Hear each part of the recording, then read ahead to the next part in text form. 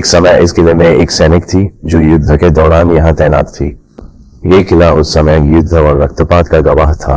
जब दुश्मन किले पर हमला करने आए, हमें कोई रास्ता नहीं मिला सिवाय अपनी जान की रक्षा के, जैसे कोई मुझे पुकार रहा हो। लेकिन जब मैं मुड़कर देखती हूँ तो वहाँ कोई नहीं होता। कभी कभी मुझे उन सैनिकों की धुंधली छायाएं भी दिखाई देती है जो अपनी मौत के बाद भी इस किले में बंद है। हर रात जब किले में ठंडी हवाएं चलती है और रात की चुप्पी का पालन होता है, मैं महसूस करती हूँ कि मैं अकेली नहीं हूँ। उस समय किले के भीतर की आवाजें, जैसे तलवारों की टकराहट, घोड़ों की हिनहिनाहट और शंख की ध्वनि, मुझे उन दिनों की याद दिलाती है जब मैं और मेरे साथी यहाँ जीवित थे।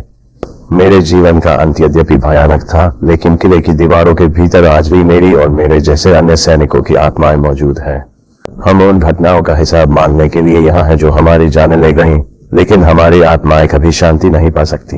अब जो लोग इस किले में आते हैं वे हमारी मौजूदगी महसूस करते हैं, हमारे संघर्षों और हमारी कहानी को देख पाते हैं, लेकिन हम कभी भी इस किले से बाहर नहीं जा सकते क्योंकि हमारी आत्माओं की शांति वहीं खो गई है, उस दर्दनाक युद्ध में जो आज भी इस किले की दीवारों में गूंजता है। लेकिन हमें नहीं पता था कि यह युद्ध हमारे लिए जीवन और मृत्यु का मोड़ बनेगा। किले की ऊंची दीवारों में हम अपने साथियों के साथ खड़े थे, लेकिन युद्ध की विभीषिका इतनी भयंकर थी कि हमारी शौर्य की कोशिशों को नष्ट कर दिया। किले के भीतर एक विशाल कक्ष में हम सबको बंद कर दिया गया था। वहां किसी को बचने का अवसर नहीं मिला। हम में से कुछ तो भूख और प्यास से तड़पते हुए मरे, जबकि कुछ युद्ध के दौरान मारे गए थे। जब मेरी मृत्यु हुई तब मेरी आत्मा इस किले में फंस गई।